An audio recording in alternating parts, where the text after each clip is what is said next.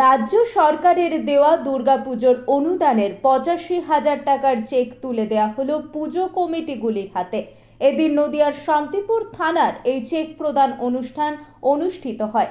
এদিন শান্তিপুর থানা এলাকার ১২৬টি পুজো কমিটির হাতে এই চেক তুলে দেওয়া হয়।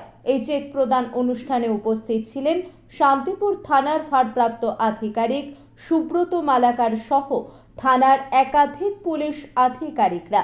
এছাড়াও ১২৬টি পুজো কমিটির সদস্যরা উপস্থিত ছিলেন। তবে মুখ্যমন্ত্রীর এই অনুদান পুজো কমিটিগুলির কাছে খুবই গুরুত্বপূর্ণ, এমনটাই দাবি করলেন পুজো কমিটির সদস্যরা।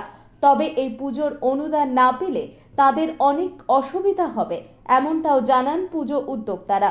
অন্যদিকে মহিলা সমিতির পুজো উদ্যোক্তারা জানাচ্ছেন, রাজ্য সরকারের এই অনুদান শুধু পুজোর ক্ষেত্রে নয়, বিভিন্ন সামাজিক কর্মক্ষেত্রেও কাজে লাগাবেন।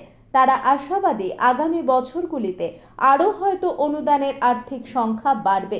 একটা সময় পুজো কমিটিগুলি অর্থের অভাবে অনেক কিছুর সংকটে পড়ত, কিন্তু রাজ্য সরকারের এই অনুদান পাওয়ার পর থেকেই অনেকটাই সচ্ছল হয়েছে তারা।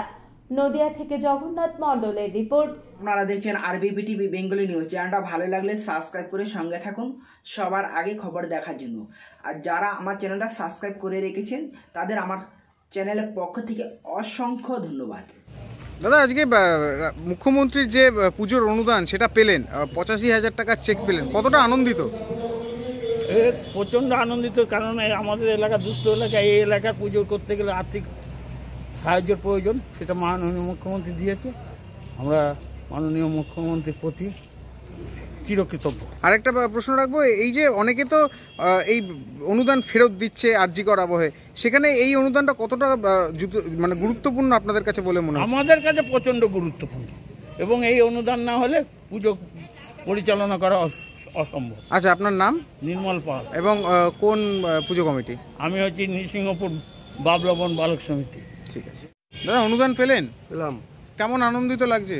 আনন্দ তো লাগবেই। অনেকে তো এই অনুদান ফেরত দিচ্ছে, কিন্তু সেখান থেকে আপনারা পেলেন, এই অনুদানটা কি সত্যি দরকার ছিল? অবশ্যই, আমাদের মতন ছোটখাটো পুজো কমিটির জন্য অনুদানের উপরে নির্ভর করে পুজো করছি আমরা। কত বছরের পুজো আপনাদের? আমাদের আজকে 49 বছর। কত পাচ্ছেন? এবার 85,000। কি করবেন এটা দিয়ে? আমরা দান খয়রাতি হিসেবে ব্যবহার করব, বস্ত্রদান করি, গরিব দুস্থদের সাহায্যে। মন্দির কিংবা ঠাকুরের কোনো গহনা এই ধরনের কোনো উন্নয়ন হবে এই টাকা দিয়ে?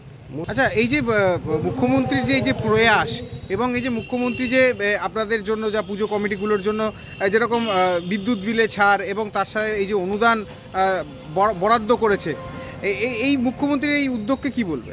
সাধুবাদ জানাই, অবশ্যই ভালো উদ্যোগ। এটা কি মানে যে পরিমাণ অর্থ দেওয়া হচ্ছে সেটা কি যথাসম্মত, না আরও বেশি আপনারা আকাঙ্ক্ষা রাখেন? যখন যেরকম পরিস্থিতি সেইভাবে যেটা অনুদান দিচ্ছে আমরা সেটাতেই সাফল্য। গত বছর পেয়েছিলেন কত? আগের বছর কত পেয়েছিলাম? 60,000। আপনার নাম? বিশ্বজিৎ শাহ, বাড়ি? ফুলিয়া কলোনি, বিদ্যাসাগর বিদ্যাপীঠ দুর্গাপূজা কমিটি।